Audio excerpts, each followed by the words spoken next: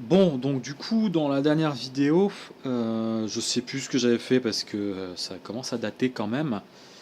Mais de mémoire, dans la dernière vidéo, j'avais le bloc qui était chez l'usineur et on avait fait. Qu'est-ce qu'on avait fait? On avait fait les soupapes, c'est ça. On avait remonté les soupapes, nettoyé les soupapes, etc. Bon, là, depuis le bloc, il est revenu chez l'usineur. Le vilebrequin, par contre, il y est encore. Les culasses, elles y sont et je dois aller récupérer ça cet après-midi. J'attends un appel de toute façon, quand il aura fini, il doit m'appeler. Les culasses, je sais qu'elles sont faites, mais le vilo, il doit encore être contrôlé. Donc comme tu peux le voir, donc le bloc il est revenu. Les pistons, ils sont en super bêta. J'ai tout nettoyé hier. Donc je vais te montrer là comment je les ai nettoyés. Mais globalement, bon, je vais pas les toucher parce que forcément, vu que je les ai dégraissés à fond. Et du coup, pour éviter qu'ils rouillent, je les ai regraissés dans la foulée. Donc bref, les pistons, je vais te montrer, mais ils sont vraiment en super bêta. Franchement, j'ai réussi à les avoir ultra clean et sans forcément beaucoup d'efforts. C'est un peu long, mais franchement, je suis globalement satisfait. Le bloc, je vais essayer de faire le même traitement sur le bloc pour essayer de l'avoir un peu propre, mais bon, je suis, ouais, je suis un peu dubitatif, quoi. Je- Après, est-ce que c'est vraiment utile? Il va être crade très très rapidement. Mais bon, bref. Donc ça, on va voir ça juste après. Là, j'en profite, tant que j'ai les mains propres, je vais te montrer comment tu peux faire pour choisir tes paliers de vilebrequin et tes paliers de bielle. Donc, du coup, sur ton bloc, ici, tu as des codes. Donc là, moi, sur le mien, j'ai 2, 2, 2, 2, 2, 3. Et T, PU, PU. Donc, les deux, en fait, tous les chiffres en haut, ça, ce sont les classes d'alésage de ton bloc.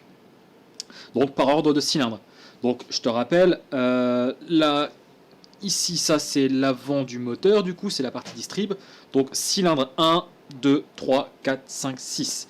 Et là, donc, du coup, tu as les classes d'alésage. Donc, tu as, entre guillemets, tu as 3 catégories d'alésage. Donc, tu as la catégorie 1, 2 et 3. Donc là, tous ceux-là, 1, 2, 3, 4, 5, sont en classe d'alésage 3, 2, pardon, et celui-là est en classe 3. Et ça, en fait, tu le vois notamment dans la documentation technique. Donc ça, c'est le manuel d'atelier. Tu peux le trouver sur le net, hein, c'est facilement trouvable. Voilà, que je me suis imprimé. Et donc, du coup, dedans, tu as vraiment tout, tu vois. Tu as tout ce qu'il faut pour bosser sur ton moulin. Et tu as notamment les classes au niveau du bloc. Je vais te retrouver un peu les alésages. Je pense que c'est peut-être même à la fin. Voilà, je l'ai retrouvé. Donc c'est en page 129 sur le manuel. Donc là, en fait, tu as la catégorie 1, 2 et 3. Donc là, par exemple, tu vois les catégories 2, donc ce qui concerne mes 5 premiers cylindres. Je suis dans un alésage d'origine compris entre 95,510 mm et 95,520 mm. Alors que celui-ci est entre 95,520 et 95,530 mm. Voilà, ça c'est leur alésage. Donc bien évidemment, il est super important que tu remettes le bon piston au bon endroit. Hein. Là, les pistons, je les ai mis au pif, mais bon, quand tu vas remonter, voilà, ça c'est très important, il faudra faire gaffe à ça. Et pareil, si jamais tu veux mesurer le diamètre du piston, tu veux faire une métrologie là-dessus, bah faut en prendre compte aussi. Donc voilà, donc ça déjà c'est la première chose. Ensuite, tu as TPUPU. Donc le T, c'est tout simplement un code d'identification. Et ensuite, tu as PUPU. Donc ça, PUPU, ce sont les... comment dire? C'est pareil, tu as un système de classes, de catégories, pour les paliers de vilebrequin, côté bloc. Donc là, du coup, tu vois, c'est écrit là. Hein. Voilà. Donc, là, après, tu as un tableau qui est indigérable d'origine. Ça, c'est le tableau pour faire le croisement, parce que tu as le même numéro sur le vilebrequin. Donc ça, c'est le tableau pour le croiser. Mais, hop. Bon, c'est pas grave, on va réutiliser celui-là. Donc là, on va réutiliser ce tableau-là, c'est pas grave. Donc du coup, là, si tu regardes bien, donc on a TPUPU. Donc du coup, moi, ce qui m'intéresse, ça va être le PUPU. Attends, c'est ça? Ouais, ça doit être ça. Attends, je vais vérifier quand même parce que il y a un truc qui me choque. Non, c'est ça, je te dis de la merde. C'est le code de gestion, c'est à la fin. Donc moi, c'est TPUP. Voilà, TPUP. Donc là, le T, il est ici, donc du coup en fait tu fais le lien entre le T. Et ensuite sur ton vilebrequin, t'as pareil, t'as un même numéro, je vais te montrer sur... moi j'ai pas mon vilo là, mais je vais te montrer une photo. Je vais te montrer une photo, non tu sais quoi, je vais même te l'afficher là à l'écran, je vais te surligner. Donc tu vas voir, normalement tu as le même code. Donc tu as un code, moi ça va être du Y, CGHK ou un truc comme ça. Et bref, ce sont des lettres, et les lettres en fait, bah voilà, tu fais la correspondance. Et ensuite, les chiffres. Les chiffres, ça c'est après pour les bielles. Ça c'est encore autre chose. Mais donc du coup, bref, donc là, toi tu viens faire la correspondance entre ici les lettres que tu as sur ton bloc et ici les lettres que tu as sur ton vilebrequin. Tu viens faire la correspondance et tu viens trouver ce qu'il te faut bien. Donc là, moi par exemple, je vais avoir pour les paliers, je vais avoir deux paliers en classe 3 et deux paliers en classe 4. Donc, tu vois, si je prends. Je sais plus, moi, ça devait être un Y. Le premier. Non, même pas, parce que le Y, c'est le code de gestion sur le vélo. Tu vois, c'est ça. Donc, YC, YH, je pense c'était. Ça devait être un truc comme ça. Donc, tu vois, tu fais T et H, et en fait, tu viens pointer. Là, moi, ça pointe sur du 34. Tu vois. Donc, voilà, c'est comme ça que tu sais. C'est comme ça que tu détermines théoriquement ce que tu es censé avoir. En sachant que de toute façon, ça ne te dispense pas d'aller après vérifier le jeu d'huile. Le jeu d'huile, après, il est indiqué un peu plus loin. Mais ça doit être quelque chose comme 40 millièmes. Hein, Donc en gros, c'est ça qui est un peu con, c'est que tu achètes de nouveaux coussinets, tu montes, tu mets du plastigauge et tu regardes le jeu d'huile que tu as. Et si tu n'as pas le jeu d'huile, bah, en fonction des valeurs que tu as là, je sais pas, genre s'il te manque 0,05 0,05 mm de trop sur ton jeu d'huile, bah, tu viens choisir du coup un coussinet qui a ce truc en plus, quoi, en fonction du tableau. C'est un peu con, je trouve, mais bon. Bref.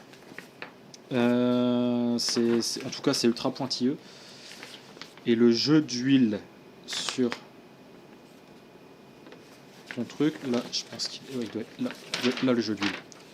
Tu vois, jeu d'huile sur ton palier de vilebrequin, il doit être compris entre 0,035 et 0,045 mm. Voilà, c'est avec une limite à 0,065. Donc ça pareil, c'est au plastigeaugeage que tu le verras. Et tu as la même chose côté bielle. Donc les bielles, c'est pareil, tu as 0, 1 ou 2.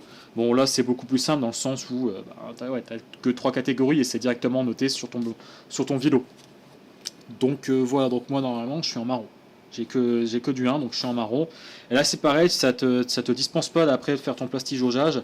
Donc là, compris entre 0,034 et 0,059, avec une limite à 0,070 mm pour ton jeu d'huile. Donc ça, c'est fait. Donc ça, comme ça, tu vois la théorie pour aller sélectionner tes paliers et tout. Après, tu peux aller demander chez Renault et Nissan, mais pour avoir vu ce que ça donnait en interne leur logiciel, c'est vraiment nul. Et ils ont même pas les codes, ils ont juste les numéros de référence. Là, tu vois sur celui-là, bon, à mon avis, tu verras pas bien du tout. Mais là, tu vois, ce coussinet-là, il porte la ref 12215 31 U00. Mais tu vois, tu sais pas du tout, même en regardant sur le net, tu sais pas à quelle catégorie correspond, parce que tu sais, j'ai voulu double check ce que j'ai vu là. C'est-à-dire que je suis censé être en 3 ou en 34, et le truc, c'est que sur tous mes paliers de vilebrequin, j'ai la même référence. Donc ouais, je sais pas ce qu'ils foutent avec leur référence en interne, mais c'est vraiment tout pourri. Et pareil côté bielle, j'ai que la même référence, mais c'est des trucs qui correspondent pas. Donc bon, bref, c'est pas grave. Ensuite, tu as ta segmentation, là j'en ai commandé une neuve, mais pareil, tu auras le jeu à la coupe qu'il faudra vérifier, ça je te le montrerai dans une prochaine vidéo. En attendant, on va pouvoir regarder au niveau des pistons, tu vois, donc vraiment les pistons, je les ai vraiment bien eus, ils sont nickel. Et je vais te montrer comment je les ai eus comme ça, et franchement, c'est pas très très compliqué. Vraiment, c'est pas très compliqué du tout. Bon, donc du coup, pour nettoyer ton piston, donc là j'ai été rechercher un vieux piston que j'avais. Bon, c'est clairement pas plus crade, mais au moins je te montre. Donc déjà, tu as ta segmentation ici. Bon, bah ta segmentation, tu la dégages. Elle va plus vraiment te servir de toute façon. Donc voilà. Ça, c'est le coupe-feu. Ça, c'est ce qu'ils appellent celui-là le segment de compression. Hop. Et ensuite, ouf, il bouge bien lui. Et ensuite lui, je vais l'avoir avec... bon après il te faut un petit truc pour le choper. Ouais, ça va le faire ici. Voilà. Hop. Ensuite le reste, il vient tout seul normalement. Voilà. Donc, une bassine d'eau chaude. Hop, tu te retrousses les manches. Du liquide vaisselle super dégraissant. Prends du premier prix. Hein. Oh putain, ça brûle. Je l'ai peut-être mise même un peu trop chaude. Mais l'intérêt vraiment de faire ça avec de l'eau bien chaude, c'est de bien chauffer le piston en fait. Et ensuite, tu lui balances du décapant four. Alors surtout, là moi c'est du premier prix Leclerc, hein, je m'en fous. Surtout tu prends 100 soude caustique. Tu vois, ça c'est super important. Fais quand même un test. Là moi je l'ai testé avec celui-là, avec le décap four confort sans soude caustique. Fais un test quand même, tu balances ça sur une feuille d'aluminium et tu vois ce que ça fait. Tu laisses 10, 15 minutes, 20 minutes, une demi-heure. Voilà, pas plus. Parce que de toute façon je te déconseille de laisser ça plus d'une demi-heure sur un truc en alu. Voilà, même s'il est noté que ça ne va pas sur l'alu et tout, fais un test avec une feuille d'alu. Voilà, ça te coûte rien et tu vois. Si ça n'a pas altéré ton alu, c'est bon, tu peux y aller. Et là, moi, c'est le cas. Mon papier d'alu n'a pas été altéré par ça. Donc voilà, si tu veux essayer quelque chose, voilà. Celui-là, le problème par rapport à du décap four, c'est qu'il fait un peu effet mousse expansive. Donc c'est un peu chiant, mais franchement, ça marche bien. Donc voilà, tu vois, et tu viens l'asperger, et tu lui asperges la gueule de partout.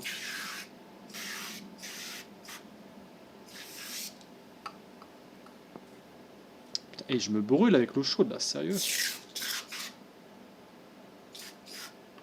Voilà, tu lui balances et tu le laisses poser avec ça. Tranquille, tu le laisses une dizaine de minutes. En attendant, moi je vais juste... J'en ai foutu sur l'écran et ça par contre... Autant l'écran, je m'en fous qu'il soit dégueulasse, mais là, ça je sais que ça va l'attaquer.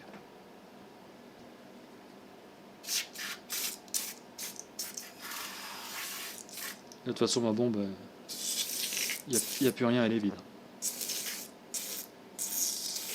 Mais ouais, tu vois, t'as un peu cet effet-là qui est un peu chiant. Où il gonfle énormément, mais en fait, c'est que de l'air. Et en fait, tu dis qu'il attaque que dalle, mais si.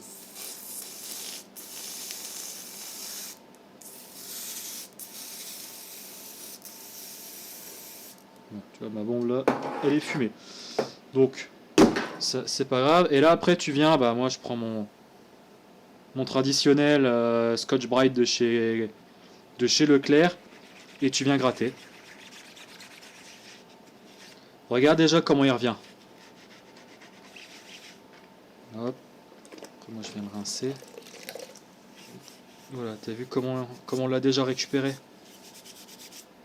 Donc franchement, ouais, cette méthode-là, j'approuve, ça marche super bien. Après voilà, plus là, c'est parce que je te fais une vidéo, donc il faut, entre guillemets, que je me grouille, mais faut pas que ça dure 3000 ans. Mais là, tu vois, ça, tu laisses reposer avec la mousse, là, tu le laisses une bonne demi-heure. Et après, tu viens, je te jure, elle part toute seule, la calamine. Alors évidemment, tu auras des points quelquefois qui, là, ce qui reste là, je doute que je vais pouvoir l'avoir. Ici, ouais, dans les creux des soupapes, ouais, là, je vais pouvoir l'avoir. Si je remets un coup, il va partir. Si je continue. Là tu vois, j'ai mis même l'eau trop chaude. Je me brûle les mains.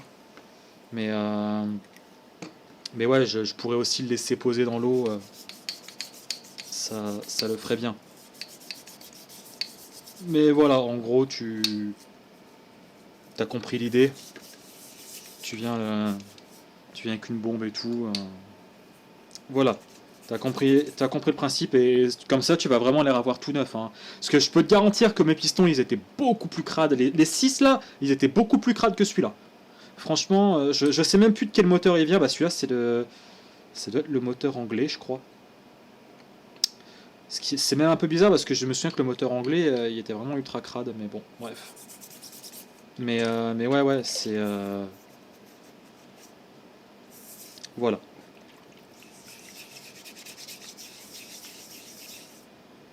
Faudrait même peut-être que je vérifie aussi mes coussinibels. Si ça se trouve, j'ai inversé les pistons. Si ça se trouve, ceux-là, c'est les pistons du moteur anglais. Et vu comment ils étaient crades, franchement, ça m'étonnerait même pas. Regarde, tu vois. Rien que là aussi, je commence à bien les avoir. Les creux ici. Donc voilà, bon, globalement, il y a moyen d'avoir un truc vraiment très propre. De toute façon, sur cette surface-là, vraiment sur la tête du piston, c'est pas trop grave. Tu peux même y aller à la ponceuse. C'est pas trop grave. Si ce n'est qu'en le rayant, tu vas faire que la calamine va revenir plus facilement, elle va s'incruster plus facilement et adhérer plus facilement. C'est le seul truc que tu risques. Par contre, sur la jupe du piston ici, là par contre, il faut vraiment pas l'altérer. Donc ouais, ça va être important de pas y aller trop fort. Pareil dans les gorges de segment ici, faut pas y aller trop fort non plus. Mais ouais. Après une fois que tu as la bonne technique, après je te jure que tu peux vraiment les avoir. Tu peux vraiment les avoir nickel. Là, à titre de comparaison, moi voilà comment ils sont ressortis les miens. Voilà, après, comme je te dis, ils sont un peu sales parce qu'ils sont juste gras. Mais tu le vois tout de suite, même sur les côtés et tout, je suis super content de comment je les ai eus, quoi. C'est. Vraiment, ils sont vraiment venus nickel comme neuf, quoi. Mais ouais, je pense que le fait de les chauffer, ça doit pas y être pour rien non plus. Donc voilà, même après, tu vois, les bielles, elles reviennent super propres. Non, franchement, c'est vraiment pas mal. Alors par contre, après, il y a une vis qui s'est barrée. Il y a un truc auquel il faudra vraiment que tu fasses gaffe après, une fois que tu les sors, et une fois que tu les sèches, c'est qu'il faudra tout de suite les asperger de WD-40, sinon ils rouillent instantanément, quoi. C'est... Bon après, c'est la rouille que tu verras tout de suite, elle part facilement. Mais c'est con, quoi, de se faire chier à tout nettoyer pour avoir un truc sale. Donc là, hop, après sur les côtés, tu vois, je le passe, tu vois, t'as toujours quelques petites imperfections. Là, je viens, et puis ça part tout de suite, quoi, tu vois. C'est ultra satisfaisant, ce genre de taf, franchement, c'est ultra satisfaisant. Donc là, une fois qu'on a les côtés qui sont bons, ouais, comme ça, on va pouvoir s'attaquer aux gorges. En fait, pour les gorges, bah, c'est finalement assez simple. Tu viens prendre un segment et tu le pètes. Donc là, tu vois, ça c'est un bout de segment pété.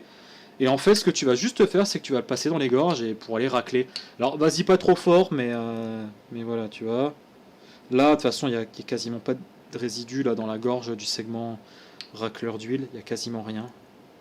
Donc là, tu verras pas une grande différence.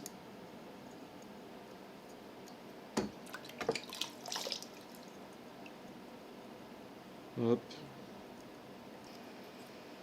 Donc voilà, tu vois. Tout doucement. Tu viens et tu viens enlever. Là, ça va, celui-là, de base, il est assez propre. Mais tous mes pistons, là, ils étaient giga crades. Et tu fais pareil dans les autres gorges. Donc là, tu as la gorge du haut. Celle-là, elle est un peu plus compliquée parce que tu vois difficilement ce que tu fais.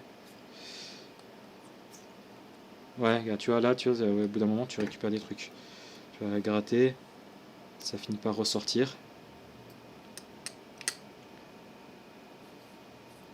Voilà. Et ouais, globalement, tu vas plusieurs fois et tu vas finir par les nettoyer, tes gorges de piston. Et puis une fois que tu as fait le coupe-feu, tu fais le segment de compression, tu vois, même technique pour le coup. Hein.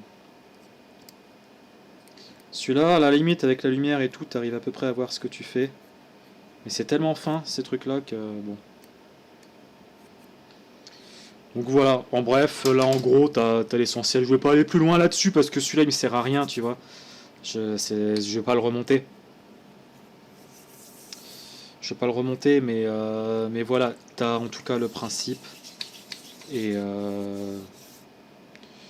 et ouais, après tu peux vraiment ressortir vraiment de. De toute façon, c'est comme tout, hein, plus tu passes de temps et plus tu auras un résultat propre. Donc là, moi j'y passe peu de temps pour la vidéo, mais en soi, tu vas vraiment avoir tes pistons comme ça. De toute façon, c'est simple, hein, j'ai rien utilisé d'autre. Hein. J'ai rien utilisé d'autre. Je veux dire, t'as cru que j'étais sponsor par un Leclerc ou quoi. Hein. Donc là, de toute façon, tu peux les réavoir comme ça et ouais, t'auras un truc clean. Déjà là, genre, après, c'est comme tout, enfin, comment dire. Ça sert à rien les avoir chrome, machin, brillant. premier démarrage, il y aura de la calamine dessus, et ils vont prendre dans la gueule, et c'est tout. Donc ça sert à rien non plus d'y aller comme un taré. Mais juste histoire de faire un truc propre et de remonter des pièces propres, ben voilà, tu nettoies quoi. Enfin bref. Donc là, pour le nettoyage, je vais m'arrêter là. Je réfléchis un petit peu sur ce que je pourrais t'expliquer d'autre, mais là pour aujourd'hui, c'est tout parce que j'ai pas grand chose à te montrer. Je dois aller chercher mon plastique jaugeage tout à l'heure, je dois aller rechercher mon vilebrequin. Éventuellement, j'ai fait les phares là, qui étaient. Alors je sais pas s'ils étaient teintés ou vernis, mais en tout cas ils étaient assombris. Je sais pas si c'était un covering ou un vernis teinté. En tout cas, ça faisait trop Golf TDI pour moi, donc on retourne à l'origine. J'y ai passé une après-midi, c'est une horreur. Vraiment, faut interdire ça sur les 350Z. Ça devrait être interdit, faut le mettre en tôle, les mecs qui font ça. Bref, et j'aurai encore tous les autres feux à me taper, à enlever. Et après, je serai bon pour les polir rapidement et réappliquer un vernis parce que sinon ils vont vite prendre les UV. Donc ouais, voilà. J'ai plus grand chose à. Non, j'ai plus grand chose à dire. Après, la prochaine fois, ce sera Vilo. Et puis, petit à petit, je commande les pièces et voilà, le remontage va arriver, quoi. Là, la prochaine étape, ça va être plastigaugeage qui va arriver très rapidement. Et après, avec le plastigaugeage, en faisant ça avec mes coussinets que j'ai qui me restent, je pourrais déterminer du coup les bons coussinets qu'il faut que je mette. Parce que le problème des coussinets, c'est qu'ils coûtent une fortune en France. Et donc du coup, tu es obligé de les importer. Donc là, moi, en France, tu es à peu près à 50 € la paire. Aux États-Unis, tu es à 13 $ la paire. Bah du coup, je vais les importer des États-Unis en fait. Enfin, c'est débile. Des trucs made in Japan, je vais devoir les importer des États-Unis. Enfin, bref. Mais après, on va me faire chier parce que je roule en diesel et mon bilan carbone. Mais arrêtez de faire des conneries comme ça, les mecs. Bref, c'est de la politique après. Donc voilà. Qu'est-ce que je peux. Je peux peut-être te montrer là-bas. Si je retrouve mon tournevis.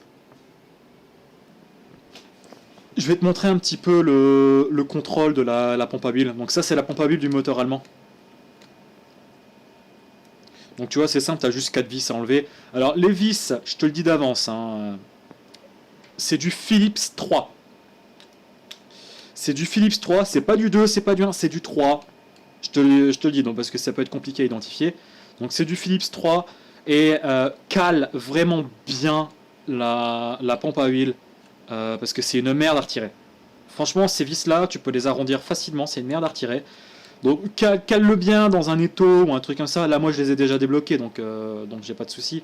Mais tu les cales bien. Et alors, si je peux te conseiller un truc, fais ça à deux. Et en fait, tu prends un gros tournevis à frapper en Philips 3. Tu viens, tu le maintiens bien dedans et t'as quelqu'un derrière qui, pendant que tu essaies de le desserrer, qui tape. Qui tape sur le tournevis à frapper. Et là, globalement, tu les auras assez facilement. Mais ces vis-là, avec le nombre de cycles de chauffe qu'elles prennent dans la gueule, c'est une horreur. C'est complètement débile d'avoir mis ça en cruciforme. Mais bon, bref. Et donc du coup, quand tu l'ouvres, t'as ça. Et en gros, le plus important, ce qui fait ta pression d'huile, c'est ça. C'est ça ici. Donc hop, je viens même le nettoyer un petit coup. Donc ça sera plus facile pour toi pour voir. Donc ça, en fait, il va falloir que tu viennes regarder les rayures que tu as. Donc là, moi, elle est un peu marquée. Et tu viens avec ton ongle et tu viens sentir. Donc là, je sens pas grand chose. Donc là, pour moi, tu vois, cette pompe là, elle est réutilisable. Je sens rien, enfin quasiment rien. Donc cette pompe là, elle est réutilisable. Donc ouais, voilà. Je vais pas forcément la réutiliser, mais elle l'est. Donc je vais probablement la revendre. Voilà, en pompe d'occasion, hein. C'est juste que ouais, je voudrais repartir sur une pompe neuve. Après, ça dépend, je vais essayer de les choper parce que, encore une fois, aux États-Unis, elles sont moins chères. Avec les frais d'import, avec les frais de port et les taxes et les douanes, c'est moins cher que de l'acheter en France. C'est le genre de truc qui me fait péter un câble, je suis désolé, hein, mais c'est ridicule au possible. C'est ridicule. Bon, je vais en profiter aussi pour nettoyer tout ce bordel, tant qu'à faire. Mais ouais, c'est ridicule d'avoir des produits en stock en France Mais les mecs, ils les vendent tellement cher que ça te coûte moins cher de leur faire traverser le putain d'Atlantique. Sérieux, c'est... Et de te bouffer toutes les taxes. Mais bon, bref, je vais m'arrêter là, sinon je vais péter un câble. Je vais m'énerver, je vais péter un câble. Donc écoute, je vais continuer à laver cette pompe à huile. Et, euh, et ouais, puis après je vais aller chercher mon vilebrequin et voilà. Mais comme ça au moins t'as vu comment tu peux avoir des pistons vraiment nickel.